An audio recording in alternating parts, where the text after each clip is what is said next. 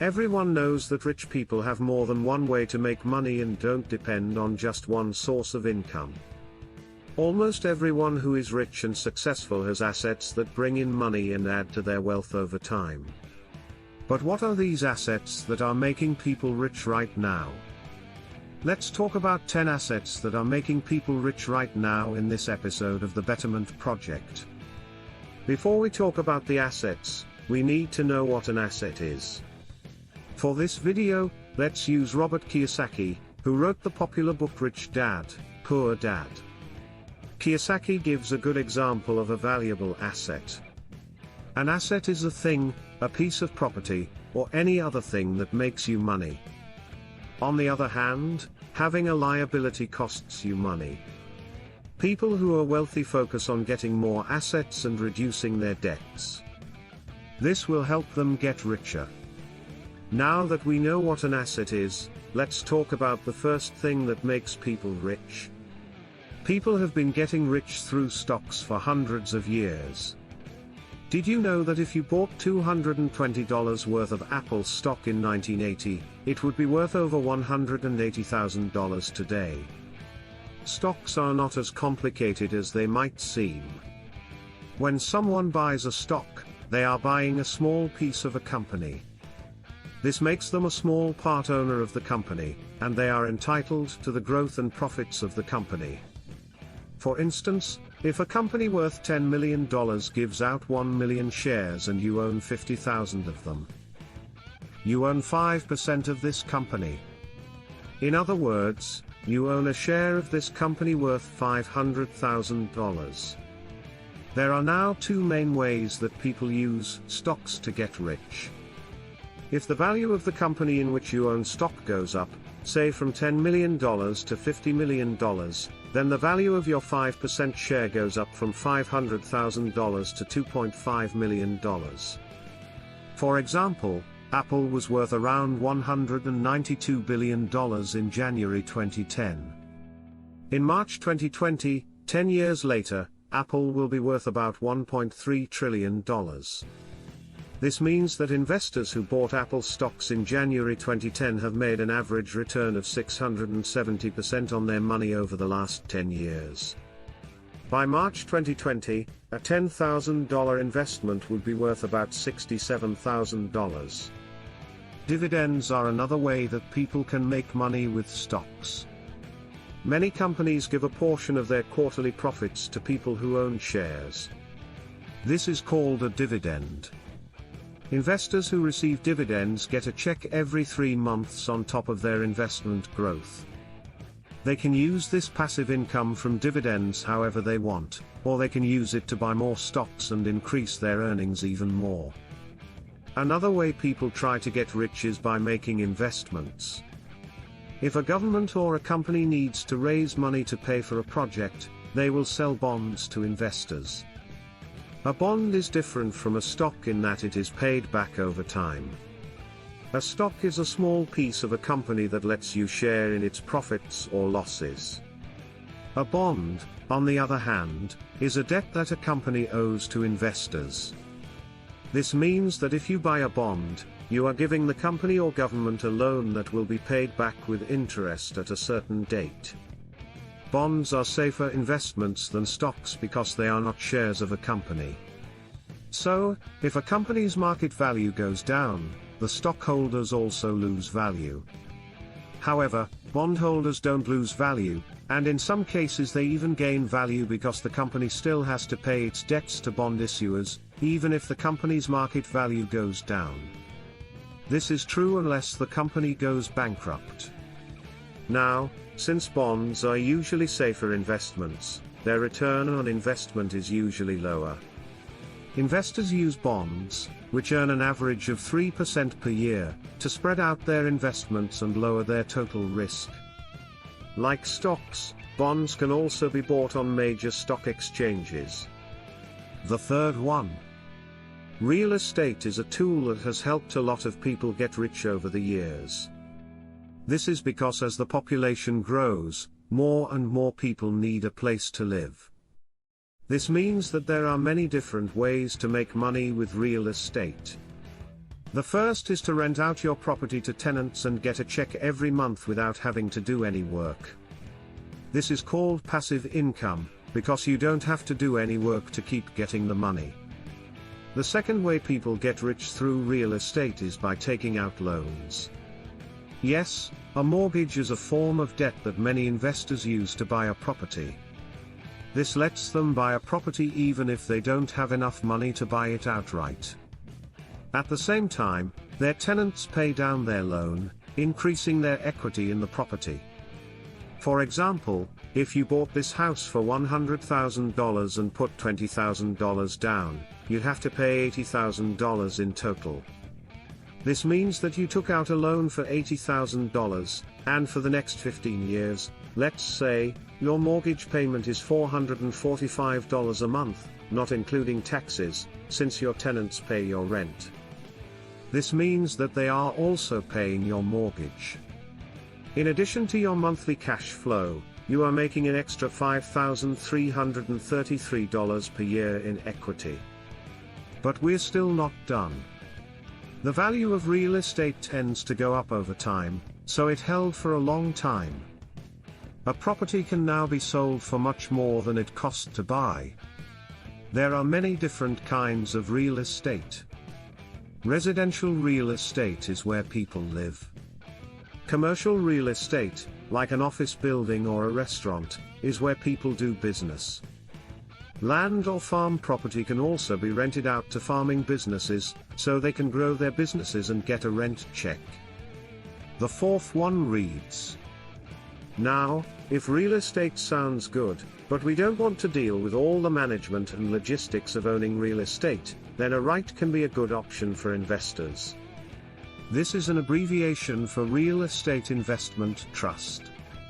A real estate investment trust is a company that owns and runs real estate and where investors can buy shares and get dividends. A REIT looks like a stock. When an investor buys a share, they are buying a piece of a company that owns and manages real estate properties. This company collects the cash flow from the properties and gives dividends to the people who own shares in the company. Real estate investment trusts can also be bought and sold on the New York Stock Exchange or the Nasdaq, which are both large public markets, making buying and selling easier. One of the biggest ways people make money right now is by starting their own businesses, which is number 5. Most people don't think of starting and growing a business as a passive way to make money. Building and growing a business takes a lot of work, but if it's done right, it can become a source of passive income.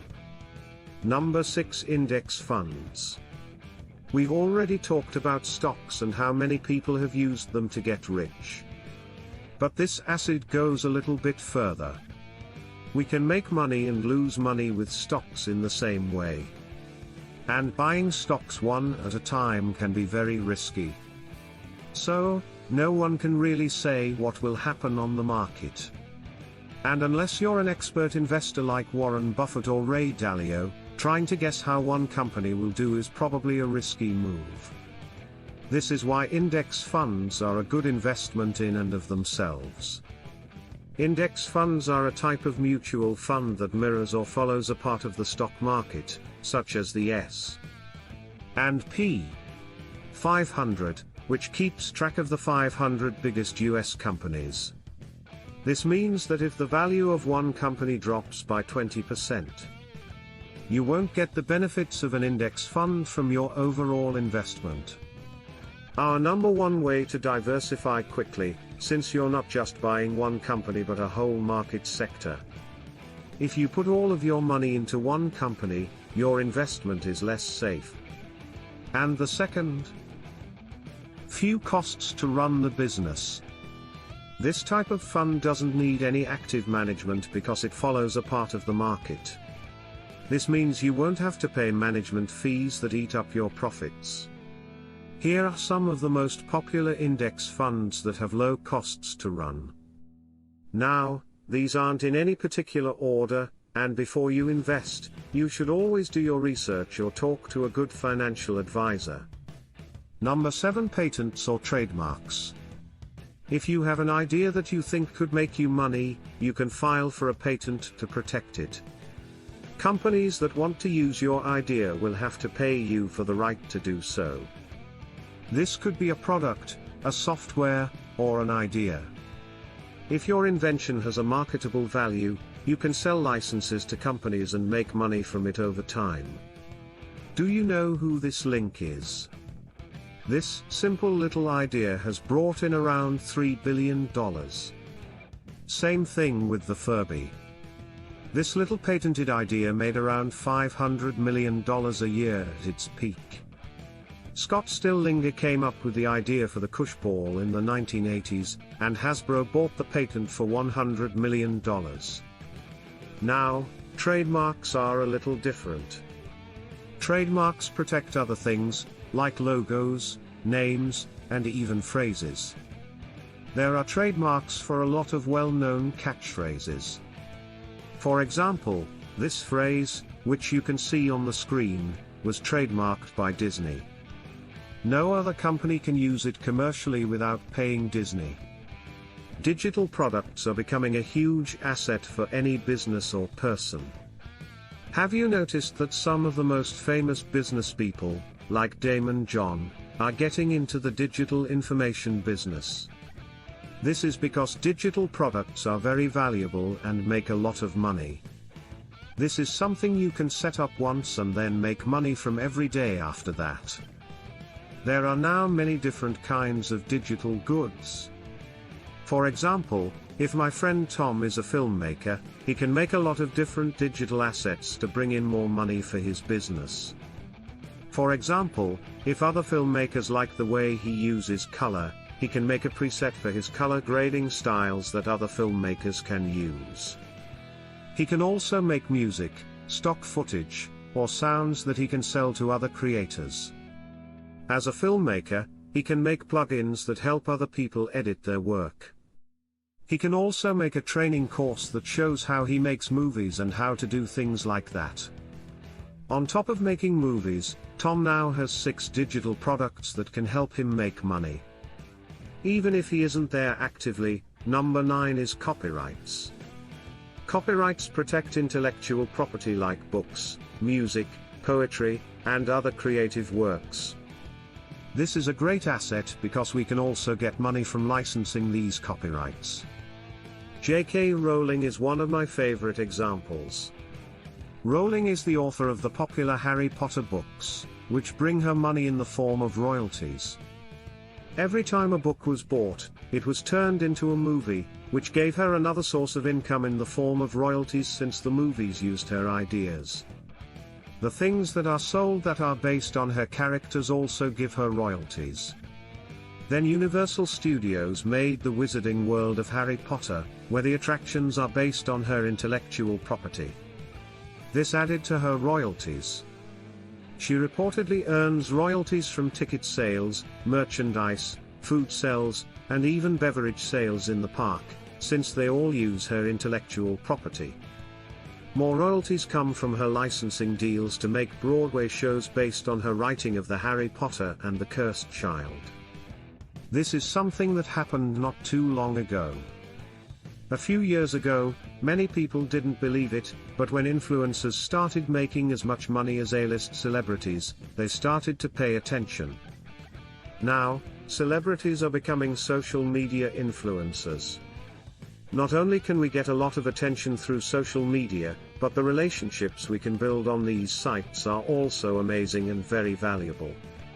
Before 2010, you couldn't talk to a business or your favorite celebrity just by watching them on TV. Imagine if you could write to your favorite musician, and actually hear back from them. This is now a part of the world we live in. How much more likely are you to buy their CD, go see their movies, or buy their products right when they come out? The best part about social media is that anyone can join.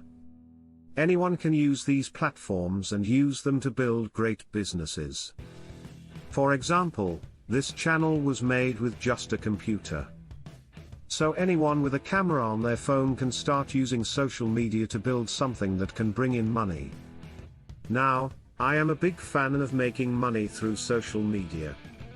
Stocks are number 1, bonds are number 2, real estate is number 3, real estate investment trusts are number 4, and businesses are number 5. Index funds are number 6, and patents and trademarks are number 7. Digital products come in 8th place. Number 9 is copyrights, and number 10 is a strong social media brand.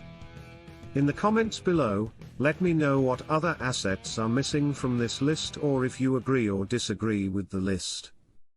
As always, thanks for watching, and I'll see you in the next video.